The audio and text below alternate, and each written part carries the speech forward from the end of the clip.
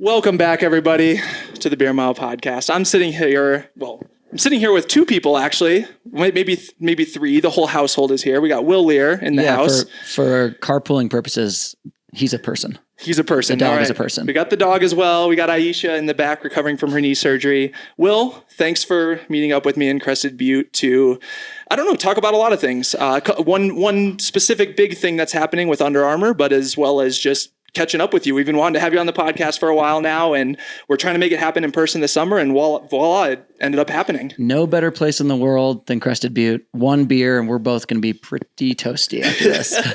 I've noticed that all summer at altitude. Don't worry. Yeah, it's the best. So to start things off here, I have actually met you before. I don't expect you to remember this, of course, but back in college, you used to run the Grand Blue Mile. Yeah. And in Des Moines, and I went to Iowa State University, very close. And so one of my college buddies. Go Cyclones. Thank you very much. Go Cyclones. One of my buddies, he's your exact doppelganger. Do you remember meeting your doppelganger like 6 years ago at the Grand Blue Mile by chance? I've only run the Grand Blue Mile a couple of times, and at the times that I've run them, I looked particularly like. Can we swear on this podcast? Of course. I looked like a jackass. That's not really. I was going to go a little bit deeper and swear that. But yeah. So only from you remember a select few people that like can emulate that look and varieties of Yeah, I remember that. I 100% remember that. That's hilarious. Mostly because I think I also ran like a pile of garbage that day. But meeting you guys was definitely a highlight. So you evolved your look since then. My buddy has not evolved his look. If anything, he's just grown the hair longer, grown the beard longer. He's keeping it going. So oof. I don't know. So bold move. Looking back at that, are you jealous of your prior self? Do you wish you could go back to that style, that level of? Listen, Aisha is shaking her head violently in the background. This is actually really fun because you can't see Aisha and I can, and so I get to see her little nonverbal cues in the back. That was an amazing time in my life. So in particularly that kit. Kit did a lot of great things for me. I ran a lot of PRs in that kit. So a lot of fond memories associated with that kit was, as I said, looking like a complete jackass and having a beard such that my neck wasn't visible and I'd say like the original man bun, but I don't know. I felt like the only experience I can really liken this to was in 2016 when Aisha was in the Olympics. I bought a Speedo to go down to Rio because I was like, the people on the beach in Rio, everyone wears Speedos. If you don't wear a Speedo, you stand out. Right. And so I bought a Speedo and I wore it under my board shorts for literally like 2 weeks. And then I finally got the balls to take my board shorts off. And I was like expecting this like guffaw from the beach, like, oh my God, put your shorts back on. And it was like, no one blinked an eye. No one cared. And, that was sort of what I felt the first time that I had long hair. And I always sort of like wore it in this low pony. Mm-hmm. Yep. And then like the first time that I chose to wear it in like a high bun, I was like, I'm like, gonna just get massacred for this. And I think it was a little bit before this. Well, it was a couple of years before this, maybe a year before this, at a road mile in Minneapolis. And the TC1 mile. And no one cared. So this look, I guess, was this a just like laziness, just let it grow out look, or was this strategic? Was this marketing? Because I don't know, like Noah Droddy, another example of someone who had a similar look and it really elevated him in the first year that he ran at the Olympic trials. Yeah, it sort of goes back to high school. In high school, it was like a little bit of a laziness thing, but it was also just like my group of friends and I, we would cut our hair sort of like in the beginning of summer and then just let it go. And it was like an unspoken competition. Like whoever the last person to cut their hair wins.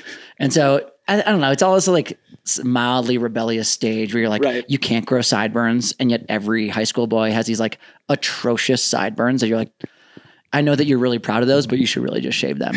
And, someday I hope to have a son who is, as ill-equipped with facial hair as I was in high school. But once I got to college, it was just kind of like, I kind of liked having long hair. I had long hair long enough that like my grandma stopped asking me to get a haircut. So I thought that was like a familial win. And then as sort of like running progressed, it's like, I'd say like this, you go from being in like heat 5, you start like heat 4, heat 3. Oh no, all of a sudden I'm at US championships and Olympic trials. I kind of just like, if I had short hair, I kind of just like everybody else. And so it was easier for my grandma to see me on the starting line if I had long hair. So solely for the grandma then.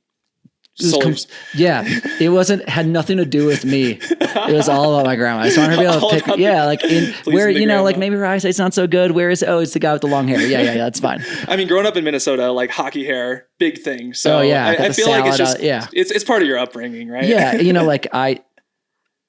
I will fight that one to the day that I die. I've never played a game of hockey in my life. That's not true. I've played pond hockey, but like actual organized hockey. Also never had a mullet. I think your life goals. That's where you missed out. Hang on, Aisha, no. that's where you could have got a few more, viral views if you just had cut the top probably, off but like viral wasn't really a thing back then. That's true. That's true. It's like I basically feel like the internet was just starting back in 2013, 2014. I mean, it kind of was, social media at least. Yeah.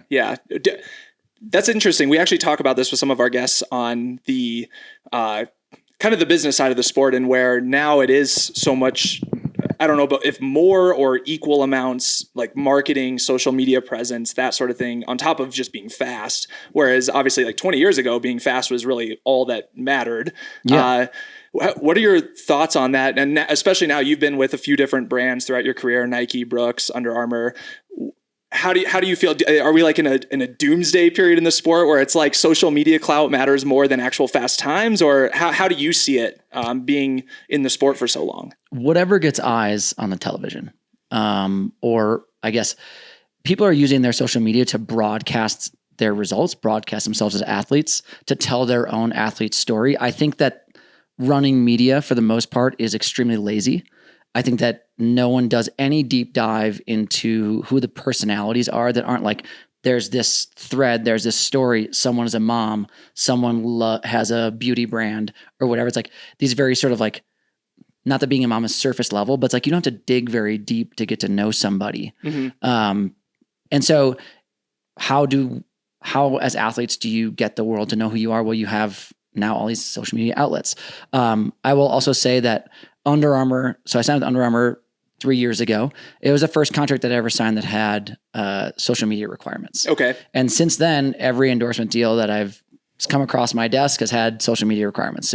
So it's not if it's important, it's how important is it? Right. Right. And we see, I mean, shoot, you have, influencers who are making millions of dollars a year by just like curating this personality and telling this story online. And so, no, there are a lot of very, very fast, very strong athletes out there in the world who choose for that to be their only outlet. Mm-hmm. And I would argue that they leave a lot of dollars on the table. But if that's also if they don't want to be inundated with social media all day, every day, there's a lot going on with mental health struggles right now with people like thinking that their life is the worst life possibly imaginable because all they're surrounded with is their Instagram feed of everyone, broadcasting their best self. Exactly. And so I think that there's, there will be a lot that sort of how this transforms over the next, 5-10 years, I think is going to be pretty huge. But I think for the most part, it's really good. I mean, I think like you have people like Craig Engels, who I think he tells a really interesting story on social media. And then you have people like Matt Centrowitz, who is hilarious on social media, but it's a different story. Exactly. Exactly. But they cater to a different audience. And the more of those like, small circles that we can get to sort of link up with one another, the greater that our circle of influence can be. Yeah, that's a great point. And so now with Under Armour, these past couple of years, and you're however many years into your 15 years into your career now, like quite a ways in. What are you doing currently as far as training, like current goals, plans for racing in the future? Kind of what are the next big things that you're hoping to accomplish? Oh boy. I don't know if you know this, but I recently won a trail race. Trans Rockies, sponsored by Under Armour. Found out about it about 10 minutes ago. Yeah. I have no real, performative running goals. Okay. I think that a lot of my running goals now are experiential. And so this fall, I'm going to run a marathon. I ran a 3-day stage race, a part of a 6-day stage race. I won't say that I did exceptionally well. There was an Under Armour guy there, Cody Reed, who was doing the 6-day, and I think he beat me by about an hour every single day. So just put it into perspective of like where I ranked in terms of, I'm not a great trail runner. I just so happened that there weren't a lot of people doing the 3-day event. I got lucky. But you know, everyone's got to get a little lucky sometimes. One of the things, so I basically stopped racing in July of 2019. At the time, I wasn't sure if that was going to be it forever, but I needed to take a break. I needed to like reorient my life goals. And after taking about 6 or 8 weeks almost completely off of running, which isn't totally true. I wasn't going like running with my high school coach and my old high school team and stuff, but it was like 3 or 4 mile runs. I went and joined Aisha and a couple of her training partners in San Moritz, which if you haven't been is one of the most. Have not been, but that's everyone. Oh yeah, everyone says. Bucket list item. It's one of the most fantastically beautiful places in the world. And it's like, I couldn't help but go for a run. I was like excited to go running. Yeah. I was excited to be, and I hadn't felt these things in a long time. I was excited to be at the track with Aisha and her teammates. And like, now I was very out of shape, but like help out if I could, if that meant like rabbiting 200 meters of an 800 meter rep, cause that's all I could handle. That's what I did. Or just like sitting on the sidelines, holding a watch, Yeah. But I realized that I was getting really overly obsessed with my own results. And I think as a result, in spite of being in great shape when I stopped racing, I couldn't put it together on the track anymore. And then I also had this sort of epiphany that like, even if I got back to training as well as I ever have, my results at that point in time, so this would have been like 2019, 2020, I was going to be 35 years old. They probably wouldn't be what they were in 2014. It was a long time ago. And that if I was going to judge all of my happiness in running based upon results, that I needed to do different events. Cause I still like, if I got on the track and was running a 5K, I wasn't going to be happy running 13:59. Right. I wanted to run 13:19 or 13:09 or whatever. I wanted to be relevant in the mix with the best guys. And so I just sort of shifted focus a little bit and did this trail race. That was the first, like, I guess, organized event that I'd done in a very long time. At least I had a lot of people. My longest run leading up to it was about 10 miles. And the shortest day that I ran was 15 miles. There was 20, 15, and 25 miles. And I was woefully underprepared, but it was like, there were definitely deep, dark times in there where I was asking myself the questions like, what are you doing? Why are you doing this? This is so stupid. And I get like wrapped up in like, oh, there's another guy in the 3 days. I can catch him on this hill. And I'm like, who cares? Just like enjoy the process of being out here. Yeah. In, the mountains of Colorado in this new state that we call home. And no, I mean, for the most part, I love going on runs because I think it's one of the last places that we can sort of like get away from technology, get away from our phones and like connect with our friends and just be like, have great conversation. Yeah. Living out in Colorado, trail racing is the perfect setup. So do you see yourself continuing on doing more of that?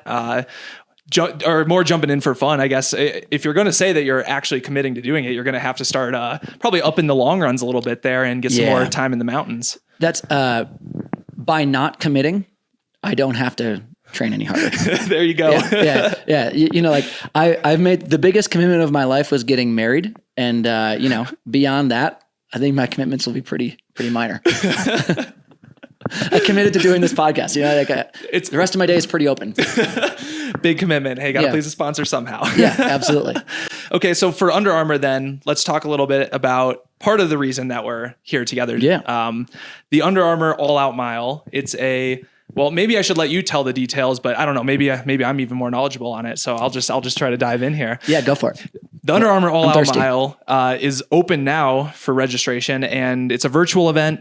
You can race. Basically, the intention is that you run a mile here in these next couple of weeks, get a benchmark, get trained through Under Armour, improve over the next month, and then go hard in the early October and see how fast you can run for a mile. And there's tons of money on the line as well. And I know between Will and I, we both have teams There's a team competition as a part of this. And well, there's a winning team and a losing team. Well, TBD, we might have to settle the score over some flip cup or a drinking game here in a little bit. But the team that gets the most members to sign up for this all out mile gets $15,000 to donate to the youth sports charity of their choice. And so pretty awesome. I'm here with Will to talk about this and help promote it. But at the same time, tell our listeners that you absolutely should not be signing up for Will's team. You should be signing up for the Beer Mile Nation team. I mean, Mile High Milers is a pretty good team. We're pretty strong. We have mile twice in our name. Who's on the team? Tell me who the collection of milers are, because there is also, so on top of having the most on the team for the team prize, there is an actual fastest. I believe it's 4 people are scored on the team. Sure. Combined time. So is that really what you're gunning for here? Are you guys gonna try to get the 4 fastest dudes to? Our team is pretty stacked. If I'm being honest, as of my last check, I think there were 3 members, me, myself, and I. Okay. Yeah. We're a strong team. Can you just run a mile 4 days in a row and count it and just win by yourself? I don't see why not. There we go. I read the fine print and it didn't seem like that was ruled out. You'll have to drive or head back to Minnesota and run it at sea level. I need some sea level. Yeah. No, I think this is a really cool idea that, we've been pushed towards these virtual events all year. In-person events are starting to come back, but what Under Armour is providing, this is totally free to anyone that signs up. I mean, that's like one of the, it's free. You can win a bunch of money for a charity. You can win money yourself. You can win prizes. You get trained by professional coaches in strength training, human performance, and running. So you get these videos into your email inbox every day or every week, which is also pretty awesome stuff that you have to pay a lot of money for most of the time. Yep. And you get more fit.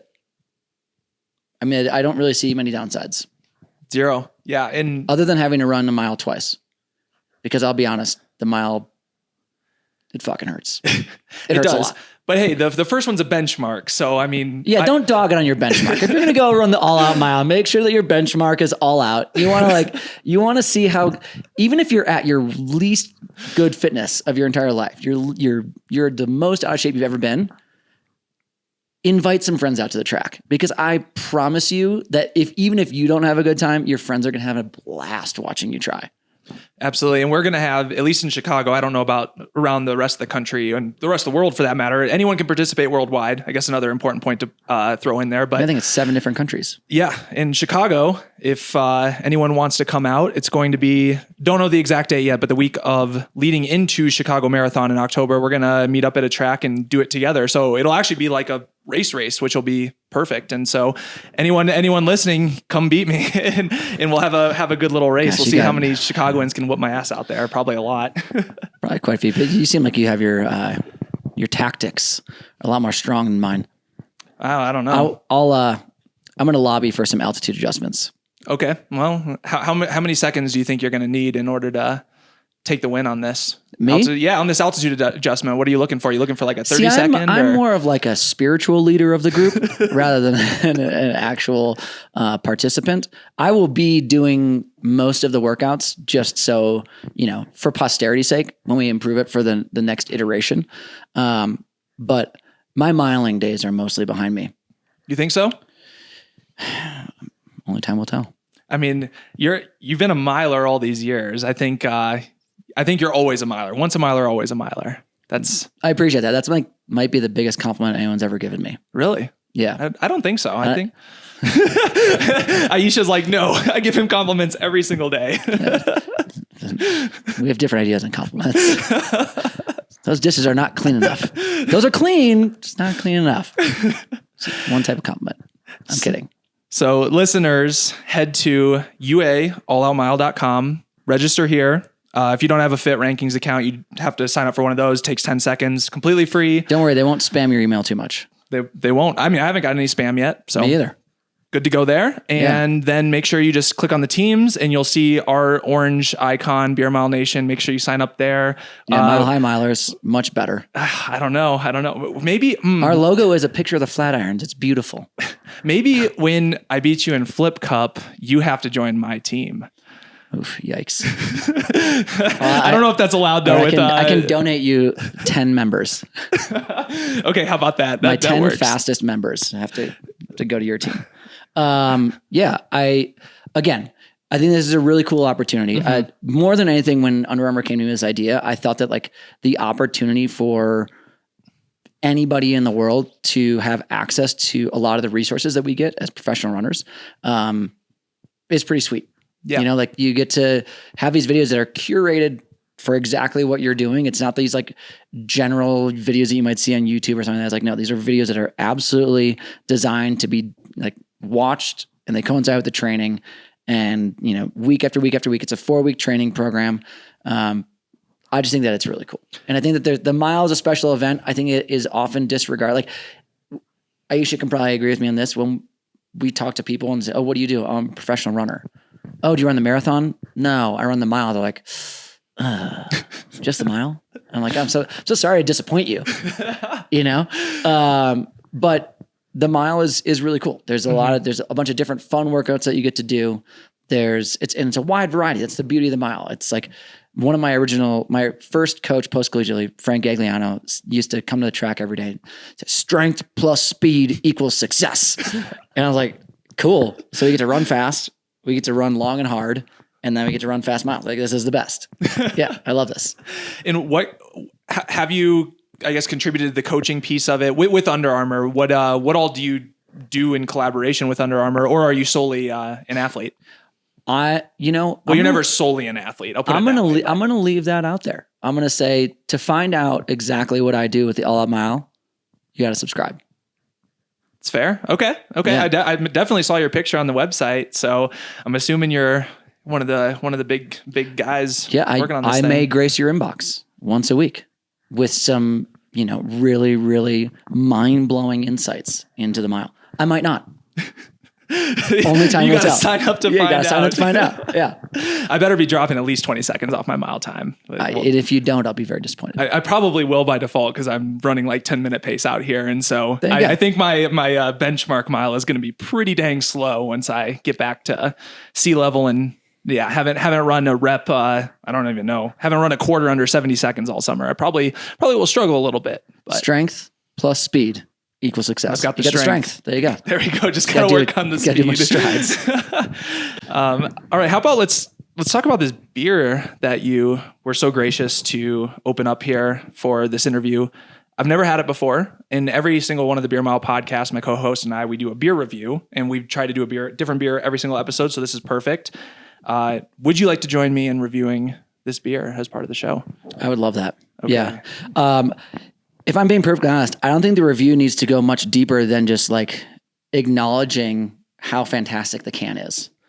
The can has rainbows. It has a unicorn stallion Pegasus.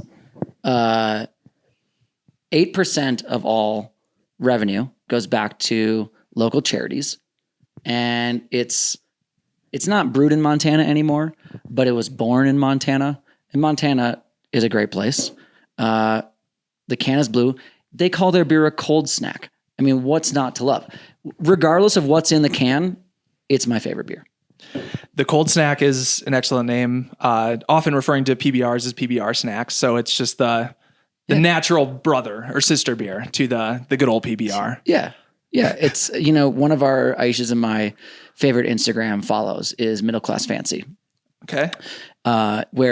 Wherein they refer to beers as Crispy Boys. Oh yeah. Yeah. This is like the crispiest of the Crispy Boys. Okay. Wow. That is quite the compliment for beer. I don't think I've ever said any beer is the crispiest of all. I think Montucky prefers to be in an igloo cooler. It actually doesn't love a Yeti very much. It's like, it's a little bit too pretentious. Yeah. It's an unpretentious beer. It's to put it mildly. I wouldn't exactly recommend drinking it warm. It tastes like beer, and on a hot summer's day, it's incredibly refreshing. It's not overly alcoholic. You can have a few of them and still be on your feet. It's certainly hitting the spot right now. So we typically rate a scale of 1 to 10, the taste and the drinkability of it. So it sounds like you're saying super strong on the drinkability. Drinkability, I would give this, 10 out of 10. 10 out of 10. Okay. And then the taste, let's say just ice cold, hot summer day.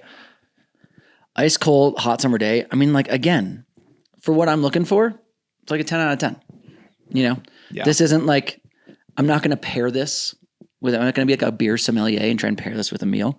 It's like you're out playing sand volleyball with some friends. You go over to your Igloo or Coleman or such variety. Not your Yeti. No. Your Yeti, you can keep your hazies in your Yeti. You know, that's just fine. Your sours. Yeah, keep your hazies and your sours in your Yeti and stuff your sours in a sack. Give me the Montucky from the Igloo any day. I love that. Coming to you live from Vail Resorts owned Crested Butte. Oh, that's good.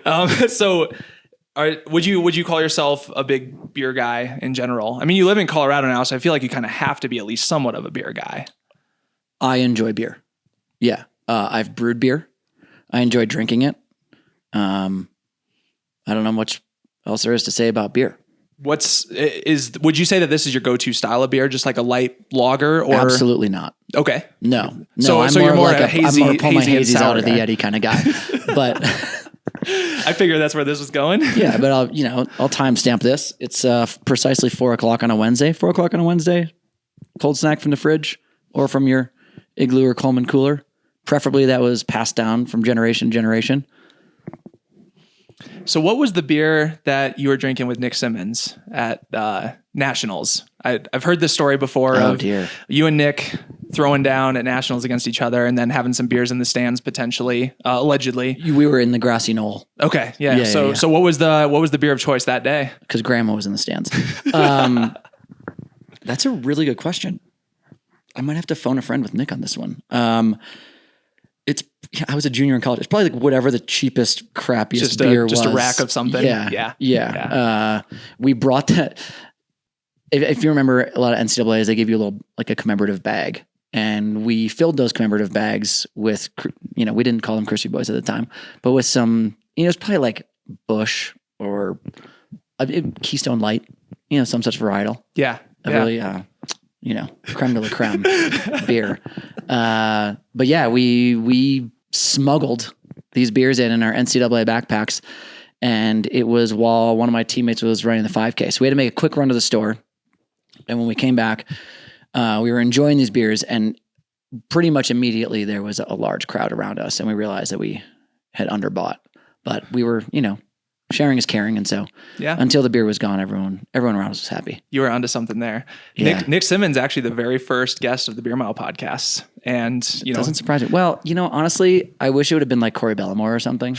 Corey Bellamore still hasn't been on yet. Someday we'll have him on. But, no, Nick, first guy, he was like, are you the American record holder? Yes, I am. Yes. Okay. But Corey's got me. He's the one guy standing between me and that world record. So between you and greatness, I'm just a nobody. I got to drop 4 seconds and then I'll be a somebody. I'll get there eventually. Don't I know that feeling? It is interesting. We actually, Jax and I, my wife and I, we were talking about how just running in general, how like 2 seconds or 1 second, even in like a mile race makes all the difference in a career, in everything. Relevance. And it's just nuts because to obscurity. Because like we were just talking about when people ask you like, what do you race? Do you race the marathon? And you're like, no, I race the mile. To the average person, they don't know the difference between a 4-minute mile and a 5-minute mile. No. And so when a career is like hinged on 350 versus 348, but then, to the normal person, they have no idea what that even means anyway. It's just, I don't know. It's such a crazy thing that only other runners can appreciate, which the running community in general definitely growing. There's more and more people that are getting into it and understanding it, especially with the pandemic.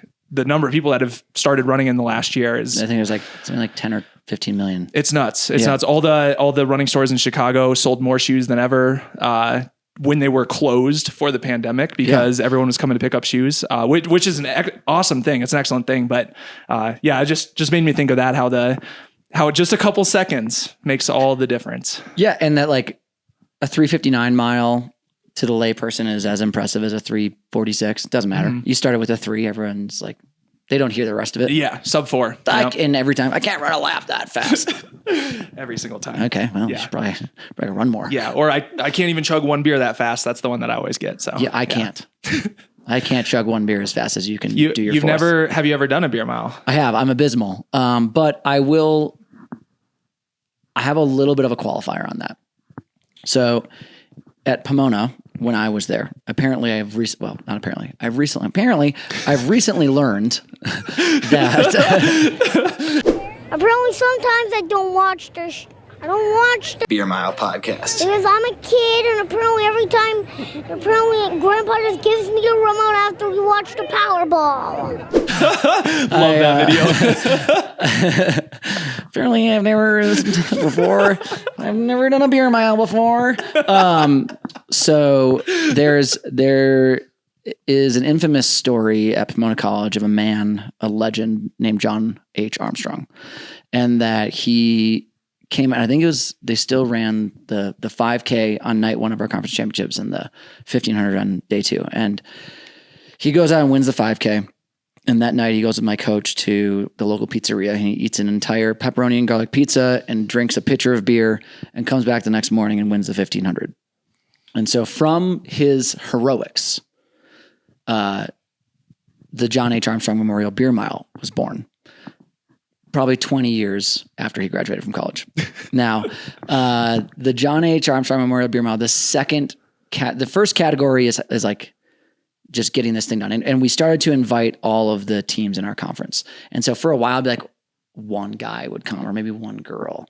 And then by the time I was a senior, we had like full scoring cross-country teams participating in Beer Mile, like in their full kit. And it was great.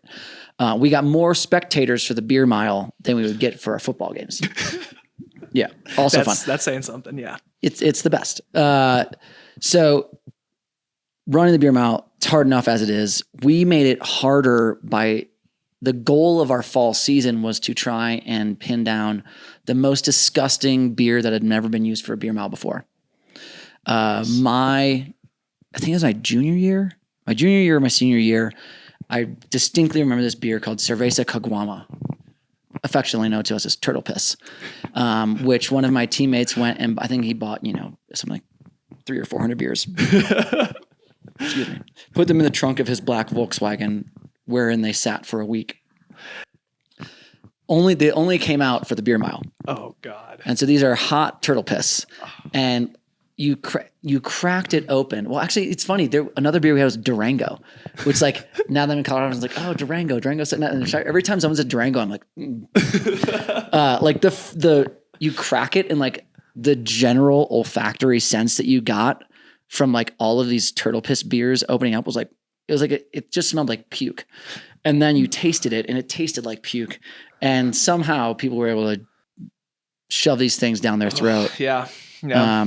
But yeah, so that's like pretty much how every time I ever run a Beer Mile. My claim to fame in the Beer Mile is that we followed official beermile.com rules, which is if you throw up, you have to run a penalty lap. And my last 800 one year was 203. That's cruising with 4 beers. Well, I guess you threw up some of it. So maybe like 2 beers in the stomach. Maybe we'll call it luckily. Generously, not luckily. Generously, we'll call it 1.5 beers in the stomach. But okay. Yeah. And a lot of acid in the throat.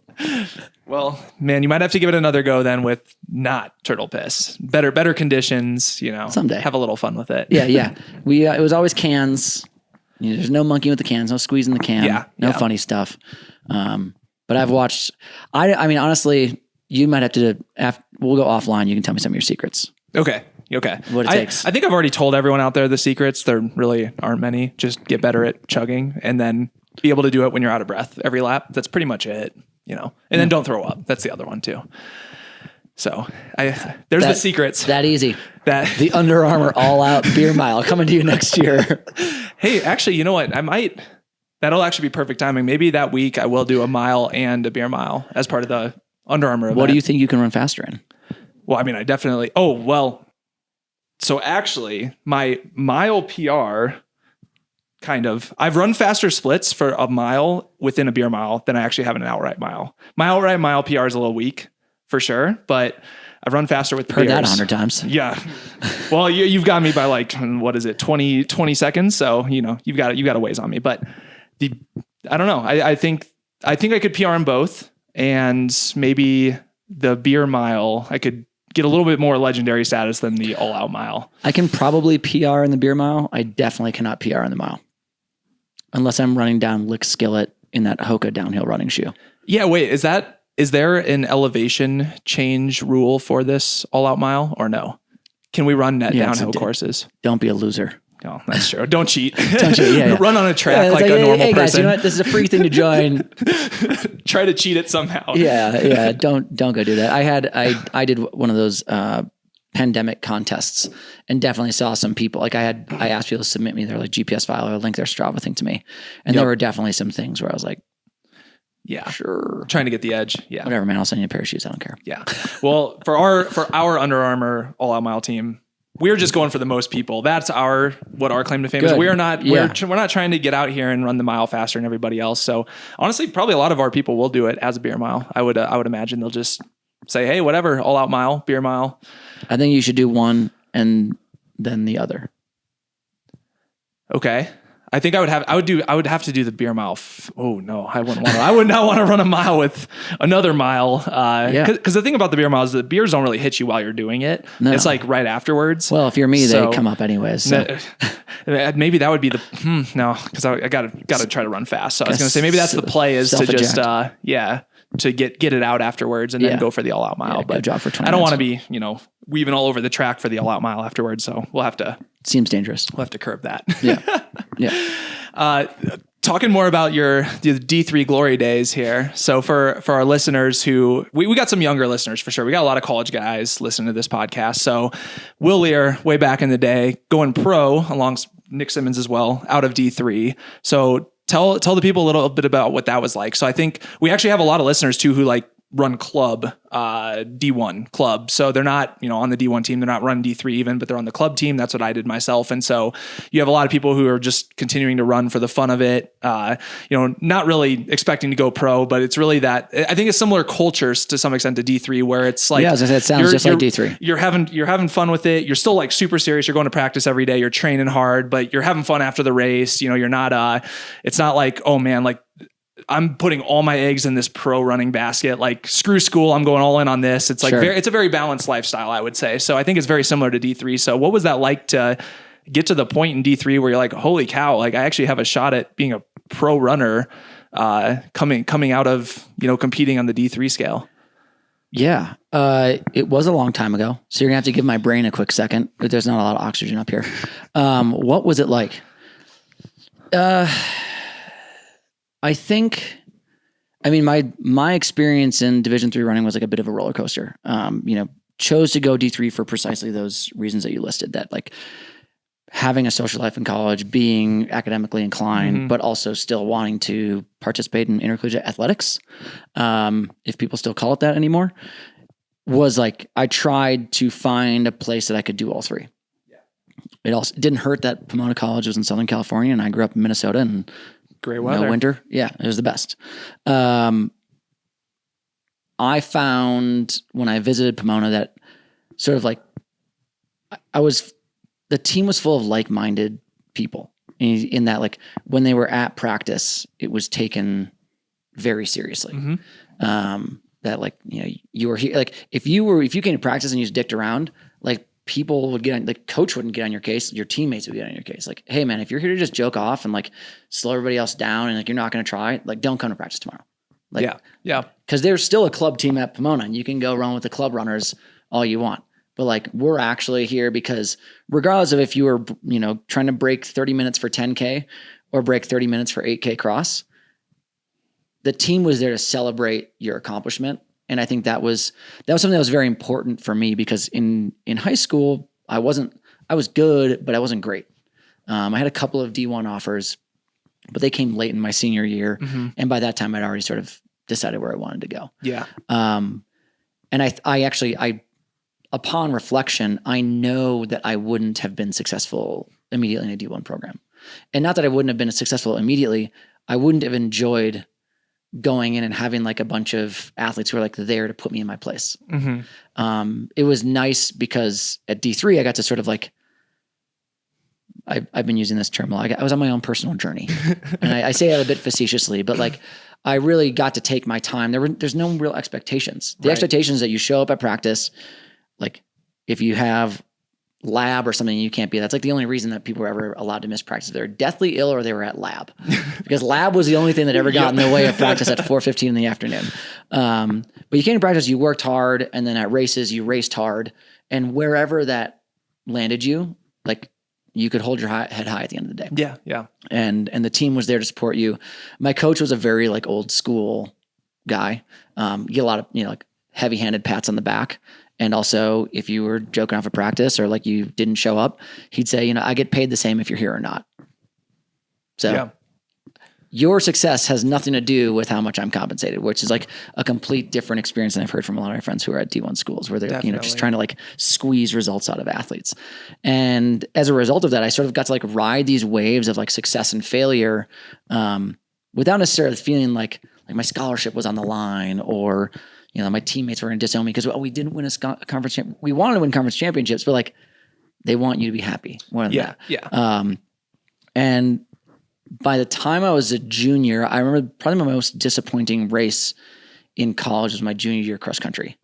Came in expecting, my teammate and I were expecting to be top 5, top 10 at the worst. Yeah. Top 15 would have been a disastrous day. And I think Nick Symmonds and I were kicking it in for like 99th and 100th. Yep. His senior year. And like he had just won his conference meet. And I think he was like throwing his middle finger up to his coach at nationals. But it was like, one of these things I had trained really, really hard. I knew I was in good shape and like just didn't perform on the day. Mm-hmm. And so I took that energy actually and turned it into an indoor season because indoor nationals was back in Minnesota, it was at St. Olaf. Perfect. And I proposed to my coach like maybe 2 or 3 weeks after the beer mile had worn off, that I was like, hey, what do you think about me doing indoor track? Have we ever had someone do indoor track? And he's like, yeah, a couple people back in the 80s, but like not since then. And because that's when they still used to have indoor meets in LA. Okay. Yeah. Yeah. And so I ran a race in Minnesota, ran a race in Seattle, qualified for nationals, and I went and won completely unexpectedly. Yeah. I was like literally going back to have a nice little like spring trip to hang out with my parents. Right. And after that, it sort of opened my eyes to being like, oh, like maybe I'm better at this than I think that I am. Mm-hmm. And that propelled, again, it's just like it just takes a little bit of success when you've been like sort of down in the dumps to like reignite that fire. Right. And all of my college teammates would probably tell you like they were waiting for me to find that. But I was in college. I was a mathematics major. I like had a very rigorous course of study. I was like balancing that with a social life and like enjoying the things that you do in Southern California and going to the beach on the weekends and all this other stuff where it's like I was in college being a college student. And so it took me a while to like really nail down my priorities. And then once I did, it was a pretty single-minded focus. Okay. Yeah. And wherein even my professors would say that like they knew that I could have done better in class, but they were also like intrigued by this idea of me being a successful runner.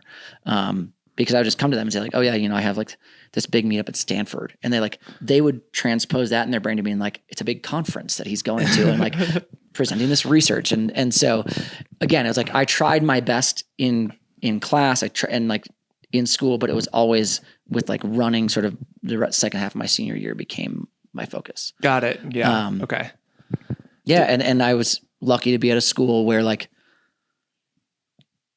for most student athletes, they wouldn't make the exception, but like, I don't know. I felt like they did for me. Like I could take tests early or take them when I got back. And like, if you're winning national titles, it usually can help a little bit. It took my 3rd national title for me to get a letter from the president. Okay. Oh yeah. I was like, how many other national champs you got, man? Like, hey, a school that values academics more than sports, it's not necessarily a bad thing, but no. So when, I guess, before kind of realizing you're going to make it into the pro running world, what were you intending to do with the mathematics major? Did you have any idea of where you wanted to go career wise? Had you not? Yeah, I was probably going to be some schmuck like every other college grad in California, go work for Google or something. Okay, there we go. I was move to the Bay Area and join whatever the tech company. And I'd probably be. I wouldn't have a condo. I'd have an 18-bedroom mansion in Crested Butte. I was like, but no, it sort of quickly became evident to me that like that path was also not necessarily a path to happiness. I saw a bunch of my college teammates doing that, and while like they were all living this sort of like fast-paced city life, whether it was in New York or San Francisco, it was like I'd go visit them and they'd be resoundingly unhappy. Mm-hmm. And then I remember calling Nick Symmonds, and he had like, I don't remember what was going on, but I was just trying to, there was no pathway forward for D3 runners. Like in D1, your coaches a lot of coaches have relationships with agents, or they like know other coaches to call. Yep. I had Nick. Yeah. And I was like, Nick, how do you do this? And he's like, well, you gotta run fast. And I was like, all right, okay, let's just assume that I do that. Then what do I do? He's like, well, then you get an agent and then they get you a deal. It's like, okay, what's an agent? Who are those? Like, I sort of thought that like professional running, we used to have the Nike farm team used to come down and I'd see them compete at meets in Southern California. And I thought like that was the pinnacle of professional running. Yeah. And then you sort of realize after the fact that that's sort of like the junior varsity team. Yeah. That's nuts. So do you think, and I think I know the answer to this already, but the longevity of your running career in general, do you think that's partly due because you weren't, running 100 miles a week in high school and in college, and, really, I guess a lot of people, at least now, high school running 70 miles a week, 80 miles a week, that's nothing. Like that's kind of expected. And that's what it takes to win state titles, national titles. And then that doesn't, obviously some people can sustain that for 20 years, but it seems like most people can. A lot of people, especially when they're done D1 running, they're just so burned out. They're like, I'm done. Like I'm never running another step in my life. So do you think that that's partly the success of your running career is because you were a D3 athlete as well as, played several sports, throughout junior high and high school as well? What do you think the answer is? Oh, I know the answer is yes, but I want you to elaborate on this bad boy a little bit. So, 100%. I think that I don't think that the body is a machine like a car. Some cars can go longer than others. Mm-hmm. But every car has an amount of miles on it where the engine's just going to stop working. Yep. Of Minnesota produces a shocking number of professional runners. And I think that one of the only runners of my era that's still running is Garrett Heath. And he's a year and a half younger than I am. Yep. And I know he's been starting to feel the physical limitations and the struggles of injury in that cycle. But Garrett came from like a strong running background. He had the luxury in Minnesota of his winters being filled with cross-country skiing. So he got to have one season at least where the pounding was taken off the body. Yeah. I think that,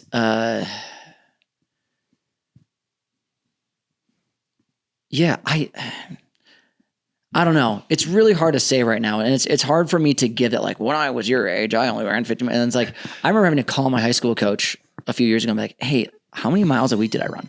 Because I had no idea. Yeah. I just went to practice and did whatever he told me to do. Yeah, exactly. And I ran in, like soccer shorts and with like Nike Shocks or something, it was like whatever was on sale at Galleon's, now Dick's Sporting Goods.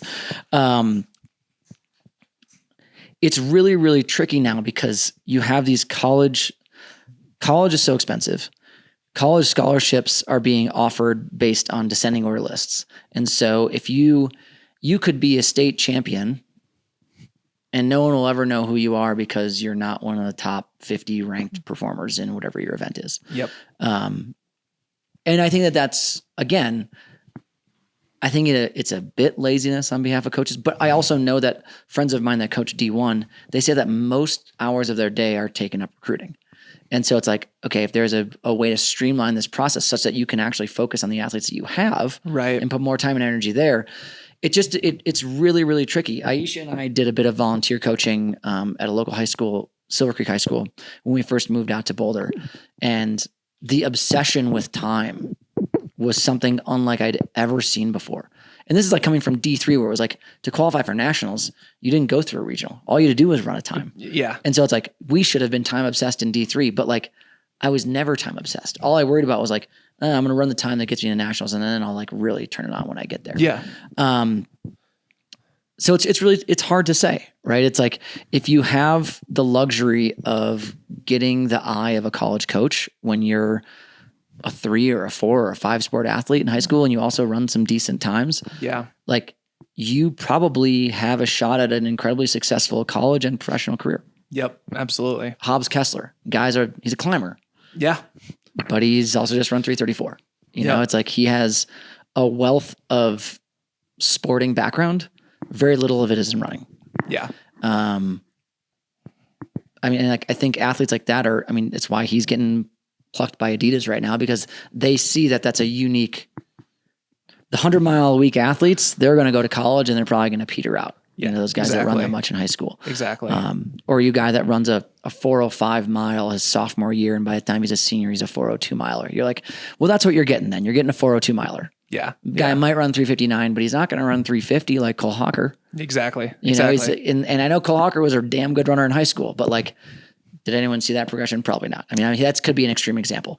But I think like, again, any of these things, there's pros and cons, and we're constantly balancing those decisions. I was really, really fortunate. There was never any pressure put on me by my family that like I needed to take a scholarship or like I got to go to college exactly where I want to go to college. It just so happened they offered me a very generous financial aid package, but it was never even a conversation. It was just go where you want to go. Yeah. There wasn't like, you need to go to the local state school because it's the most affordable. And like, I was lucky there. Yeah. Not everyone is that lucky. And so I had a teammate, Brandon Bethke, that I trained with in Michigan for a while, that I remember talking to him one day. He's like, as a sophomore, I think he made Foot Locker cross or maybe one of the national meets. And the conversation he had with his parents was like, I'm going to basically stop focusing on school and I'm going to focus on becoming a Division I athlete because I can get college paid for. I'll worry about school when I get to college type of thing. Right. And that worked out really well for me. It was, multiple time Big Ten champion, All-American, ran professionally for a while. But these are just like, it's crazy to me now when you look at depth charts in high school running. Yeah. Because like, there's also no such thing there's no excuse rather for a bad coach anymore. Right. Exactly. And it's like even the football coach can be a good track coach because all you got to do is go like pay $29.99 and download someone's training plan. And it's like, all right, what days? It's week 2, day 3. All right, you're gonna run 6 miles today. Yeah. Go run 6 miles. Like, good job. Yeah. And when kids are growing up and they're just starting out and running. I mean, anything's gonna make them better. So yeah, you can throw any sort of work at them and they're just gonna keep getting better, assuming they don't get injured, of course. But yeah. So of all that, like looking at all the sports you played growing up, if you weren't a pro in running, which of those sports would you want to be a pro any in? of them. I would have chosen to be pro in any sport that I played growing up besides running. I've been, we're here in Crested Butte. My side of Crested Butte is no longer running. Aisha trains up here a lot. My side of Crested Butte is now skiing. And skiing was probably my first love. I started skiing when I was 4 or 5 years old. And only the year prior to me signing my first professional contract was the last year that I skied until I retired from racing. Yeah. And was that part of the contract? Was that you weren't allowed to? That you have these clauses in that say if you get injured, it just wasn't worth it. Yeah. And it's also like when the winter months for us mostly we're training. We're getting ready for the indoor season or whatever. Yeah. Or you've gotten injured from a big fall and then you're trying to not get yourself even more hurt on the ski. Exactly. So I absolutely love skiing. But skiing is a really, really difficult sport to be professional in. And I'd say arguably more difficult because there's way more politics in it than track and field. But I grew up playing tennis and soccer. And either of those would be so sick to be a pro in. So downhill or XC skiing, which do you prefer? Up until this past winter, I could have told you without a lie that I'd never cross-country skied before. But I cross-country skied. There's a thing called the poop loop, which is where I take the dog to get his zoomies out. And so I bought a pair of classic skis and I go make myself look like an idiot out there for like an hour with the dog. Because Minnesota is one of the few, I don't know how many states do, if there's any others besides Minnesota, where like a high school sport is actually cross-country skiing. Like that's not, I've never known anything different. Yeah, exactly. And I grew up in Iowa and that wasn't a thing. So it's just, I don't know. It is a good balance, a good culture to mix with the running side of things because it gives you something to do in the winter that's not pounding, but still aerobically, possibly even better aerobically than what running is, or at least equivalent. Yeah. And we also have downhill skiing as a high school sport. Yeah. And that's what I did. That's what you did. Yeah. Okay. Yeah. I'd never cross-country skied before. I thought cross-country skiing was for losers. Little did I know. Cross-country skiing is pretty awesome. But yeah, I think in downhill skiing for me was like, it's basically plyometrics, nonstop plyometrics and power, which like for a skinny little kid, we'll use that word. That was like the best cross training that I could possibly do. Exactly. Yeah. And pain tolerance. True. Very true. You have to tolerate being very cold for a long period of time. Yeah. So what does downhill skiing look like as a high school sport then? I'm a little, I guess I see it in the Olympics and that's about all I know. So are you you're just racing, and there's a few different styles of. In high school in Minnesota, we just had slalom. You just had slalom. Okay. Yeah. Okay. Yeah. The hills are not very long there. Yeah. Growing up in the Midwest, I downhill skied a lot, loved it. And then you come to Colorado and you're like, oh, this is what downhill skiing is. Like we don't actually have downhill skiing in the Midwest. Yeah. We have downhill sliding because it's mostly on ice, mostly on landfills. And no, Minnesota has something like, I'm going to misquote this statistic, but there's like 100 ski areas in Minnesota.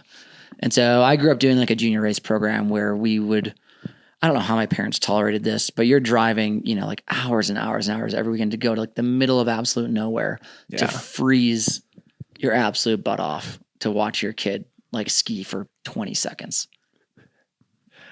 I will, if we lived in the Midwest, I would strongly advocate for my kids to not do that. But what do I know? Hey, I mean, I have very supportive parents. I'm lucky. Same could probably be said for if you were a 100-meter runner. Come watch my kid run for 10 seconds. That'd be awesome. Get out of here. Let's go. Done. Let's get out of here. I have to sit here for the 2 mile. Oh, this is great. Go get some popcorn. One of our listener questions, we asked people on Instagram for some listener questions. One of them was, and Aisha might want to chime in here, but the question was, are runners from Minnesota or Illinois better? Minnesota. Is that right? Okay, what do you got? Chris, Derek, Jagger, and you? We got Gary, we got Hassan, we got Blanks, we got me, we got Gabe. Yeah. I think that's why it's a good listener question, because Illinois is like typically one of the better Midwest states, as is Minnesota. So it's kind of the head to head there. I guess Wisconsin, depending on the year, could be up there, but. Yeah. I mean, like, I think Joe Bossard and I have had many funny conversations about this. And I think one time he said to me something like, if he was a college coach, he would only recruit runners from states that have a border of Wisconsin, that share a border with Wisconsin. So any of the Midwest, I mean, you just get kids that are just tough. True. The conditions, hot and humid all summer, but winter. You also can't train all year. So like you're in general going to be more undertrained than like some superstar from California or Arizona. Yeah. And you gotta be creative. Yeah. And be willing to go do it when it really, really, really sucks. Yeah. I remember watching Joe Klecker run 402 for the mile in high school down in Iowa. And it was like 100-mile-an-hour winds or something like that. And I was like, this kid's really good. Yeah. And then he just like went out and soloed it because he's just a beast. But that's like classic Midwest racing. You're just oh yeah, this is awful. We don't know any different. We're going to still go out and run as hard as we possibly can. Exactly. There's never good weather. It's either windy or just hot and humid. You pretty much have one of the two, or raining in the spring. Yeah. Snowing until indoors over. Yeah, exactly. Another listener question was, are you keeping up with the kombucha game? And what are some tips for those at home that want to brew their own? Oh yeah, I got a brewing right now at home. Do you? Yeah. My SCOBY is fire. That's really all it comes down to, is like how strong your SCOBY is and not being grossed out by it. Okay, so here's the tips. You gotta be very, very, very clean. Like I'm hesitant to really call it a blog. One of the recipes that I followed when I was like first starting out was like, kept using this term, hands as clean as a surgeon's. And I'm like, okay. And so I'd be doing something and like, touching all the stuff with kombucha, and I'd like accidentally kind of like grab my beer or something. Yeah. And I'm like, fuck, I gotta wash my hands again. And so like you scrub, wash, dry with a paper towel, because you don't want to dry with a dish rag because it's got a ton of bacteria. Touch something else. Yeah. And so I've never had anything go wrong in terms of like all this disgusting mold show up, but I've seen some kombucha fails on Instagram, and it's pretty disgusting.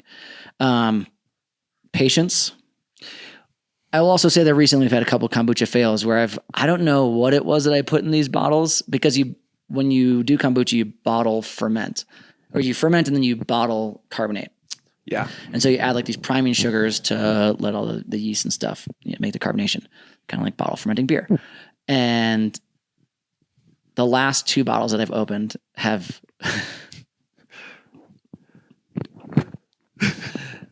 just gone. It's like they look so innocent. And it's just like, oh, this is gonna be so nice. I made a lemon ginger kombucha, and then you like pop the top of this bottle and just it's like someone just behind was like shook up and like, oh, here you go, here's your kombucha. And it's just like, it was such a mess. It went all over my computer, and yeah, that sucked.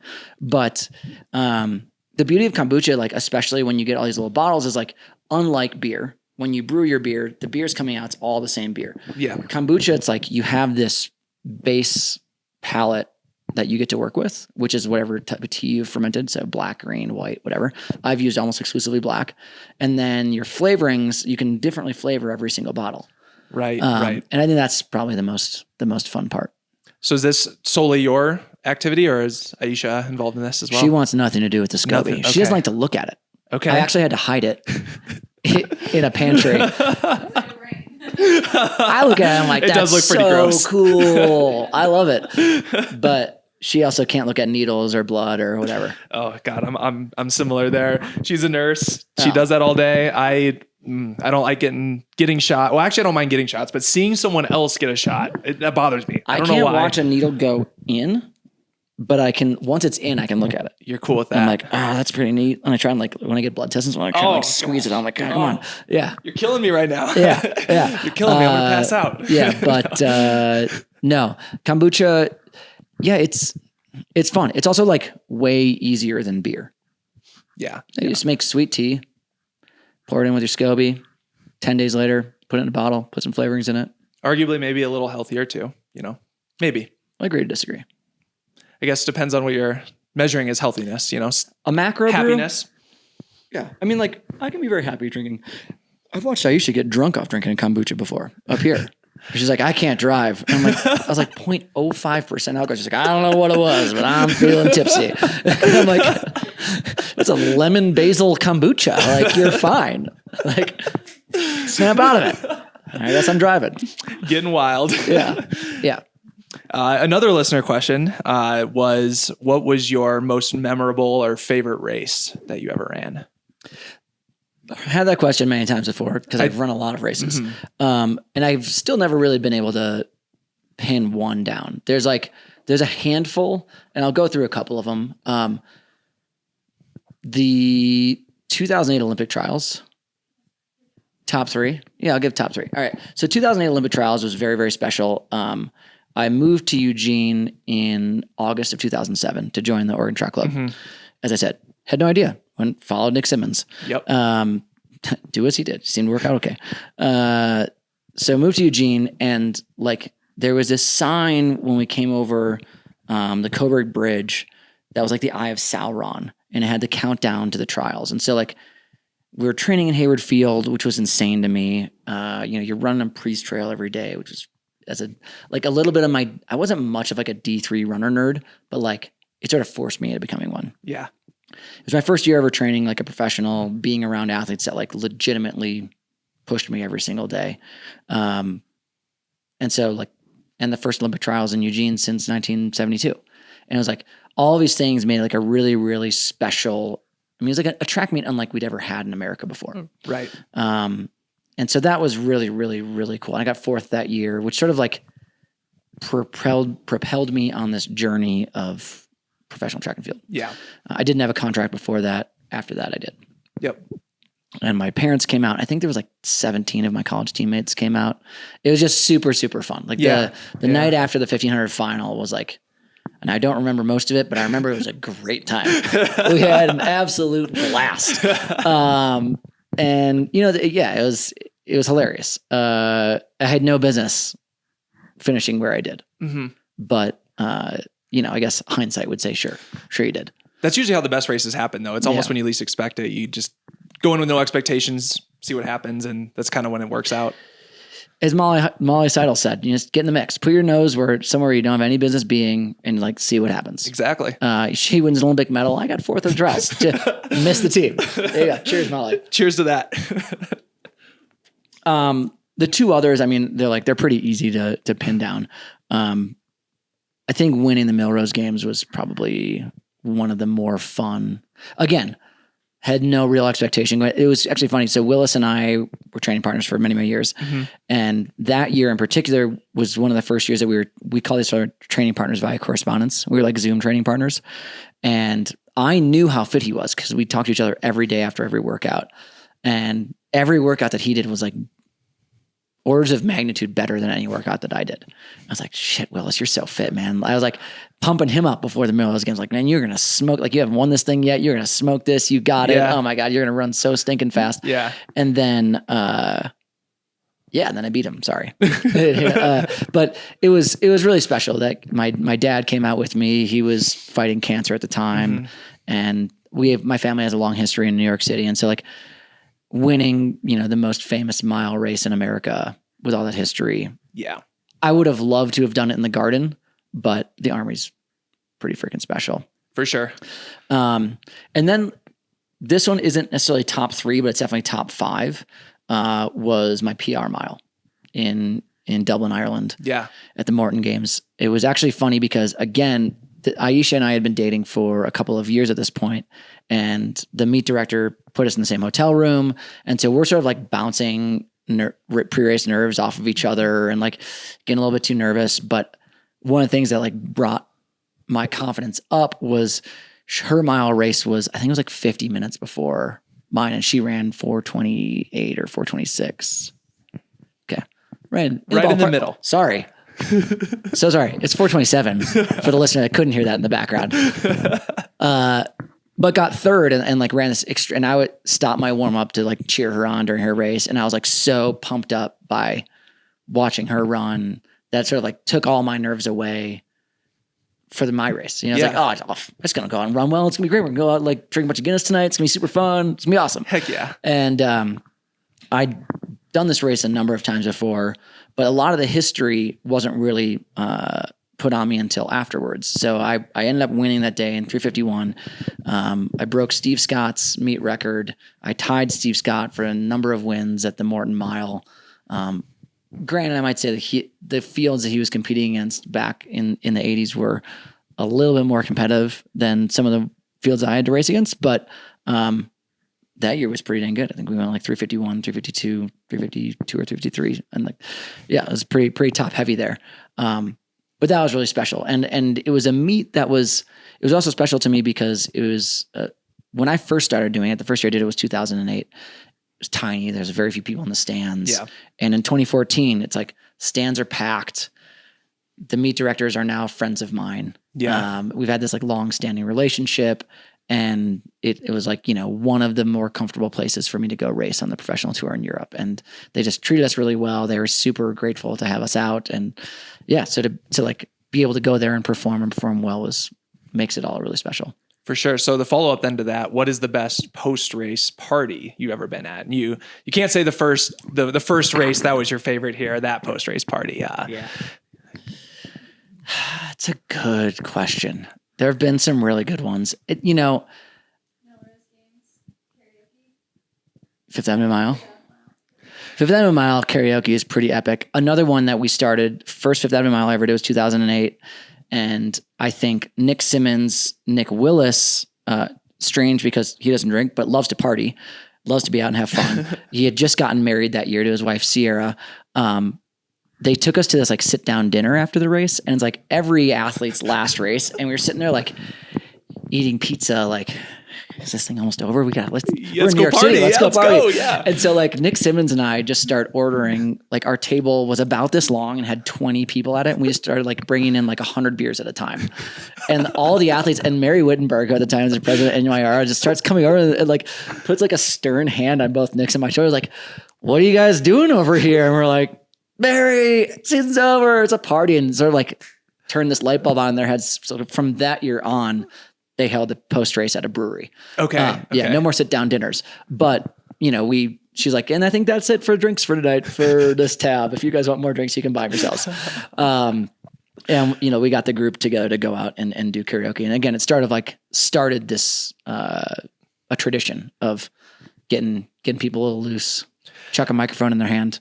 It's funny because that's the common answer actually with a lot of our guests is the Fifth Ave Mile post-race party. I guess end of the season, it kind of makes sense because people are willing to go wild, but it's good to know that you kind of spearheaded that being the main event for the year. Well, and like if it would have just been these two young, dumb, drunk idiots from Oregon, it probably wouldn't have caught on as much as like Nick Willis was like, I think he may have won that year, but he like got the crowd, like everyone. He was like, I don't drink. And if I'm going, you're going. And it was like, everyone was there, and it was really, really hilarious. That's awesome. Yeah, maybe the other one that like rivals it was there was one year, the last year of the Memorial Van Damme meet in Brussels, and Bolt ran, and I had the pleasure of running the 4x1500, which was like first event of the meet. Like no one really cared about it, but Belgium won a national record. So we run this event, and afterwards there is this party that like Bolt ends up DJing, and I didn't sleep that night. And my season wasn't over. So it was a bad thing to do, but we were out at this, like, you know, it was just kind of one of those, like, when you're like a crazy European club experience, right? But it was sort of like half normal European clubbers and like half athletes. And that party got like really, really outrageous. And, yeah, a lot of things I like hazily remember, but that was one of those parties that was like, man, I'm glad all post-race parties aren't like this, because you would just never make it through a summer season. You can do like, I can do like one of those a year where I'm like, right. Whoa. I mean, used to, can't do them anymore. Yeah. Is that what the European like racing circuit turns into to some extent? Is kind of like race, go out, have fun, rest for 5 days, race the next one, or is it depends on which circuit you're on. If you're on a circuit that you're out there to go win the Diamond League, that looks very, very different than you know, the guy that's looking to run like 1,500 meter PR at some meet in Belgium and then like enjoy a summer. Yeah, in they Europe. hit it and then good to go for the summer. Yeah. Very fun. Okay, I think we should get into maybe some Flip Cup, maybe a challenge. But before we do that, I do want to ask Aisha if you're willing to talk a little bit about how your recovery is going. We'd love to have you talk a little bit here. Yeah. Luckily, these microphones stretch. To hear our conversation with Aisha, checking in how her knee surgery went and how her experience was at the Tokyo Olympics, head back one episode 48 of the Beer Mile podcast. We also have a link to that in the description. So we got a little challenge here. Oh, shoot. I will wipe that up off your floor. I remember my first beer. We're gonna... He's a beer miler. He's used to pouring it straight into his mouth. Going into a cup seems so foreign. I mean, pouring it sideways into a cup just seems very strange. Gonna have a little friendly competition. We have some one-on-one Flip Cup. It's 3 cups. You might not be able to see those from back there, but we have 3 cups. Yeah, let me put this back here. The GoPro will see it. And Colorado native, not sponsoring this podcast. nope, not at all. What sort of stakes do we want to put on this game of Flip Cup? And is it gonna solely be on this game of Flip Cup, or is this like a best 2 out of 3 thing? How confident are you? We haven't warmed up at all. I would like to offer a $200 charity donation to whichever charity our respective teams in the All Out Mile are going to support. Loser donates $200 to that other team's charity. Done. Beer Mile Podcast would gladly donate. Have you chosen the charity that you want to go with? I have to run it by Aisha and make sure that she's the one who vets my charity choices for me. Okay. So yeah, and to make sure that there's no conflicts of interest with Under Armour. So Fair enough. I have not picked mine either yet. So yeah, well, we got listeners, if you have a charity recommendation, shoot them in the comments or in the DMs or somewhere. Let us know what they are. Yeah. Okay, so is it just one and done or best 2 of 3? Well, it depends if I win the first one. I think I should do like a line. Like, Yeah. You start. Yeah, you flip. go. And then Yeah. Cheers down now. Is it all on this row of 3 though, or is it Yeah. just yeah. all Just on this one? One and done. Okay. Sorry. Then let me make sure. I'll have a little more beer. I'm feeling pretty confident. Feeling pretty good right now. This guy used to be a world record holding beer drinker and runner. I have never held that distinction. Not once, not one of those categories. So Flip Cup is I don't know. I think it's a very streaky game, and so if you're on today, then that's all it really comes down to. Yeah, Flip Cup is a game I usually play after I've had about 100 beers. So this should be fun. When I went to college, the gentleman's way of starting was cheers in the cup, touching the table, and then it's game on. We have the same college norms. Look at that. What? Across the country. Get out of here. Norms. I thought we were the only ones. All right. Okay. I guess we're doing it. All right.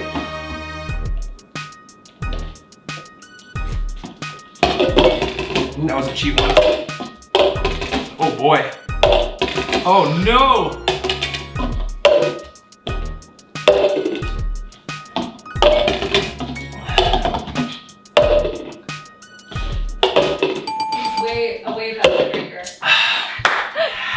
Man, It hurt. that was my worst performance ever in Flip Cup. Well, stress does different things to different people. Actually, I was going to make a claim that we used your cups, but I just remembered we used our cups, so can't make that claim. Shoot, what other excuses can I come But it up was with no here? less fun. The altitude. The altitude. the cups flip differently at 9,200 feet for sure. They do. Just don't challenge me to another one because I think this is why I suck at the beer mile. Ugh, just full burpee. Yeah, just I'm not a beer chugger. I'm like a middle distance runner. I'm a marathon beer drinker. I can drink beer all day. Oh God, this is where it starts to happen. That's good. Gotta get those. So you usually get 400 meters to get those burps out though. Man, see, this is why we should have agreed to the best of 7 or something. Oh, so no, I'm good just, now. I'm ready to go and now. I'm just getting warmed up. You should be pretty proud. You're the first ever person to beat myself or Adam on the Beer Mile podcast. We've who all have we competed against? We've Vanessa Frazier, Sinclair Johnson, Beat them. Ali Beat them. Ostrander, Beat her. Spencer Brown. Beat him. Gosh, who else? Yeah. I'm not saying that I have, but I'm just saying, I mean, my confidence right now is like sky high. it should be. So we should have done this before we recorded the podcast. We actually should have. Yeah, that's how you should start. You should start with All right, a little liquor podcast part 2. Let's 6 go. minutes. We're gonna fire this up. Yeah, absolute pleasure. Well, thank you for the competition. Let me know when you decide on that charity, and Beer Mile Podcast will send some money on behalf of Will Leer and your team that's going to get consolidated into our team. Yeah, we'll probably just get swallowed up by the beer mile team. Honestly, we might have to combine forces. If we're losing to some of these other teams out there on membership, we're just going to need to say, hey, we're going together, the Mile High Beer Mile team. The Mile High Beer Milers. Put them together. If you just put enough, adjectives in there, enough qualifiers, you're gonna get someone's gonna identify with that. With one of those things. The Mile High Weekend Warrior Beer Coffee. Milers. Coffee Milers. Coffee Beer Milers. That hits everything runners are into. Yeah, there you go. Kombucha, coffee, beer milers, yoga, healthy lifestyle, kale salads, the kale salad milers. Yeah, it's gonna be great. Excellent. Thank you guys for coming over. Get out of my house.